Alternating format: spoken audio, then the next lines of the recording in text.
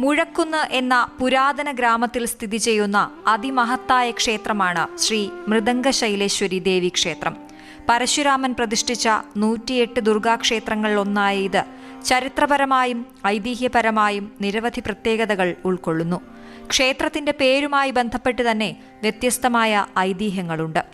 ഈ ക്ഷേത്രത്തിന് മൃദംഗശൈലേശ്വരി എന്ന പേര് ലഭിച്ചത് ദേവിയുടെ സംഗീതവുമായുള്ള ബന്ധത്തിൽ നിന്നാണ്. ദേവലോകത്ത് നിന്ന് മിഴാവ് എന്ന വാദ്യോപകരണത്തിന്റെ രൂപത്തിൽ ദേവി സ്വയംഭൂവായി ഉയർന്നു വന്നുവെന്നും ഈ ചൈതന്യത്തെ ആവാഹിച്ച് പരശുരാമൻ പ്രതിഷ്ഠ നടത്തിയെന്നുമാണ് ഐതിഹ്യം. അതിനാൽ ഈ പ്രദേശം മിഴാവ് കുന്ന് എന്നും മിഴാവ് കുന്നിന്റെ സംസ്കൃത പദമായ മൃദംഗശൈലമെന്നും അറിയപ്പെട്ടു. അതിനാൽ ദേവി മൃദംഗശൈലേശ്വരിയായും അറിയപ്പെട്ടു.